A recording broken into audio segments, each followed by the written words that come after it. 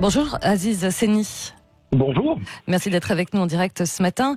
Vous êtes chef d'entreprise, coprésident de la commission Nouvelles Responsabilités Entrepreneuriales au MEDEF.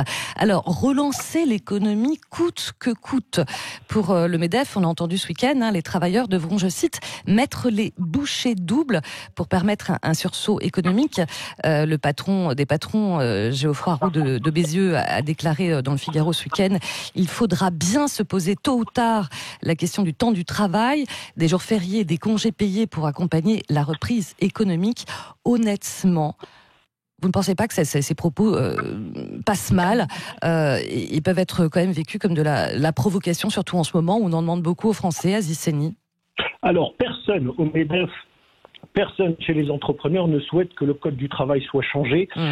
Simplement, ce qui est dit, c'est qu'on est dans une situation avec un environnement particulier. On a un virus qui ne va pas disparaître du jour au lendemain. C'est pas moi qui le dis, ce sont les experts scientifiques. Donc, il faut qu'on s'adapte. Est-ce que c'est tenable de rester confiné éternellement? Ça va être très difficile. Vous savez, on a 7 millions de personnes qui sont en chômage partiel. À l'État, ça coûte 3 milliards. 3 milliards chaque semaine. Ce n'est pas tenable dans le temps. On a une activité qui, sur certains secteurs, je pense au bâtiment, 12% simplement d'activité sur ce secteur. On a des activités qui sont quasiment en arrêt, en mort cérébrale. Je pense au tourisme, je pense au transport aérien. Tous ces secteurs ont aujourd'hui un gros problème. Il faut redémarrer l'activité parce qu'il n'y a pas d'emploi sans employeur. Il n'y a pas de recettes fiscales sans activité commerciale. L'État a besoin de nous. L'État a besoin de faire rentrer de l'argent pour aussi rembourser sa dette. Donc il faut qu'on soit là. Ça ne veut pas dire qu'on va chambouler le code du travail, qu'on va chambouler les congés payés, qu'on va chambouler tout cela. Ça, c'est une interprétation que je laisse à ceux qui ont compris cela. Nous, ce que l'on dit, c'est que dans chaque entreprise, là où elle se trouve, on puisse avoir des discussions et du débat. C'est une option qui est posée, une invitation à réfléchir pour que secteur par secteur, on puisse voir dans quelle mesure, avec le préalable de la sécurité des salariés, on puisse redémarrer. Oui, bien, enfin, Aziz Seni, se travailler plus, qui d'ailleurs nous renvoie à des slogans d'avant, vous comprenez que c'est quand même mal vécu en ce moment.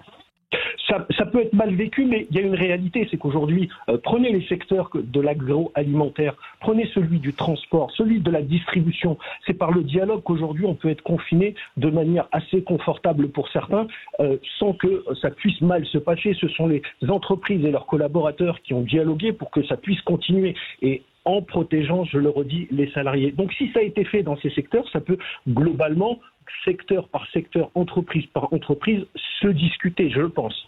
Mais secteur par secteur, on commencerait comment ? On laisse les entreprises discuter avec leurs collaborateurs. Vous savez, on oublie souvent que sur 4 millions d'entreprises, il y a 3,5 millions d'entreprises qui sont des TPE, des PME. Ça représente 75% de l'emploi salarié en France. On organise secteur par secteur, laisser les chefs d'entreprise et les salariés, les syndicats discuter de cela ensemble. Oui, mais ce qui est étonnant, ces effets d'annonce là du MEDEF semblent assez étonnants au moment où, a priori, on s'attend à ce que le président Macron annonce ce soir une prolongation du confinement jusqu'à peut-être mi-mai, voire fin mai. Ça paraît bizarre comme effet d'annonce en disant travailler plus. On ne peut pas préjuger de ce que va dire M. Macron parce qu'il est manifestement le seul à savoir ce qu'il dira ce soir. Nous, ce qu'on dit, c'est que on demande aux médecins, en tant que spécialistes et praticiens de la médecine, ce qu'ils pensent du coronavirus. Nous, sur nos activités économiques, en tant que praticiens, nous disons que nous ne pouvons pas arrêter la machine économique. Il faut la relancer. On a 7 millions de personnes en chômage partiel. Est-ce qu'on souhaite avoir 7 millions de chômeurs définitifs? Je ne pense pas. Donc, il faut que la machine reprenne. Mais ça ne veut pas dire n'importe comment. Ça veut dire qu'il faut tenir compte de son environnement et s'adapter, la résilience. Il faut s'adapter à cet environnement-là. S'adapter en protégeant les salariés et en redémarrant gentiment, là où c'est possible, là où les salariés le peuvent, le souhaitent, là où les entreprises le souhaitent aussi, gentiment, pour aussi un petit peu faire rentrer des recettes fiscales. Vous savez, l'État ne peut pas tout. Il faut aussi qu'on s'interroge, nous, à notre niveau, ce qu'on peut faire pour l'État. Ah, mais je pense que tout le monde est d'accord pour relancer la machine économique. De toute façon, on n'a pas forcément le choix, Aziz Seni. Mais voilà, remettre en cause des jours fériés ou des congés payés, vous imaginez bien que ça passe pas forcément très bien aussi chez certains salariés aujourd'hui. Soyez assurés que c'est pas le sujet. Le sujet n'est pas de remettre en cause le code du travail. Je le redis, je le répète, comme ça c'est clair, il n'y aura pas lieu d'interprétation. C'est pas ce que pense Olivier Faure, le premier secrétaire du PS, qui vous accuse, MEDEF, d'utiliser cette crise pour rogner justement sur les droits des salariés. Il a beaucoup tweeté ce week-end. L'objectif de M. Faure, c'est d'être élu. Notre objectif, c'est de notre responsabilité collective, c'est de sauver les entreprises et de sauver l'emploi. Moi, je m'efforce à réfléchir quotidiennement à comment sauver nos entreprises et nos emplois. Je vous le dis, il n'y a pas d'emploi sans employeur et il n'y a pas de recette fiscale sans activité commerciale. Donc il faut qu'ensemble, on l'a fait jusqu'à maintenant, on l'a bien vu avec ces ponts aériens, ces entreprises et leurs collaborateurs qu'on fait venir des millions de masques. Il y a de la créativité, les entrepreneurs et leurs collaborateurs sont clairement impliqués dans cette crise. On continue à réfléchir sur ce sujet. On n'impose rien, on invite simplement à la réflexion, je le redis, entreprise par entreprise, secteur par secteur, ensemble. Les spécialistes de la santé craignent aussi une nouvelle vague et rappellent que le déconfinement ne devrait pas arriver trop tôt. Preuve que l'économie ne peut pas reprendre aussi au détriment de la vie, ce qu'on entend souvent ça aussi. Vous savez, c'est pas la vie n'est jamais binaire, c'est jamais soit l'un soit l'autre. On peut faire ensemble en prenant, il y a des modalités à lever. Et en l'espèce, il s'agit de la sécurité des collaborateurs, la distanciation sociale. On peut réorganiser, ça a été fait dans l'agroalimentaire, ça a été fait dans la distribution. On peut réorganiser les sites de production dans le domaine des services, les bureaux, on peut les réorganiser pour avoir de la distanciation sociale, pour avoir des masques de protection, pour avoir éventuellement des gants et des tenues adaptées. Donc tout ça, ça s'organise. Il faut le penser. On est en guerre. On ne fait pas avec ce dont on a besoin, on fait avec ce qu'on a. C'est ça la guerre. Donc il faut absolument réfléchir. Le mode binaire c'est soit on arrête tout, soit on reprend tout et on met tout le monde en danger. Je crois que ceux qui pensent en mode binaire, ce sont ceux qui nous ont mis dans cette situation. Mais c'est pas comme ça que je vois la vie. Oui, enfin les responsabilités binaires. Donc pour vous, concilier la crise sanitaire et la reprise économique, pour vous, c'est pas antinomique. Mais vous la voyez quand, où, vous, cette sortie de crise, puisque vous appelez déjà les Français à travailler plus lors de cette période de déconfinement dont il n'est pas question encore, d'ailleurs.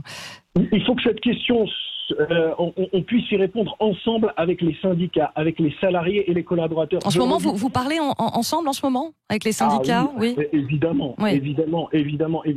Rien ne peut se faire sans un dialogue social constructif. Ça a été fait, je le redis, parce que ce sont vraiment des exemples qui nous permettent de vivre au quotidien dans l'agroalimentaire, dans le transport, dans la distribution. C'est dans des secteurs de services, le nettoyage, la sécurité des biens et des personnes. Il y a des tas d'entreprises où ça se passe bien parce qu'il y a un vrai dialogue. Ça doit se faire au sein des entreprises, secteur par secteur, entreprise par entreprise, et autour de la table et avec les parties prenantes, les entreprises et les salariés. Sans rien imposer aux salariés. Dialogue consenti. Il n'est absolument pas dans la vision du MEDEF d'imposer quoi que ce soit. Je le redis, personne ne veut changer le code du travail, personne n'impose rien. C'est de la discussion au cas par cas, entreprise par entreprise. Non, on verra si tout ceci sera suivi effectivement des faits. J'imagine que vous allez, comme tout le monde, regarder le président Macron ce soir à la télé. Vous attendez quoi de son discours? Il ne va pas forcément parler il va, à mon avis, pas forcément parler de la reprise économique. Ce que j'attends, c'est un discours de vérité. Je pense que les Français sont assez matures pour entendre la vérité, savoir quand on sera déconfiné, comment, dans quelles conditions, avoir une vision, et je pense qu'il l'a, qui puisse être exprimée clairement, et puis qui nous donne un cap pour la sortie de ce déconfinement. C'est ce que j'attends. Après, sur les autres sujets, je ne suis pas un spécialiste des questions sanitaires. Donc ça, je laisse les spécialistes s'exprimer sur le sujet. En tout cas, merci Aziz Seni d'avoir été avec nous ce matin. Je rappelle que vous êtes chef d'entreprise et coprésident de la commission nouvelle responsabilité entrepreneuriale du MEDEF. Merci, à bientôt. Allez, à suivre tout de suite le regard libre.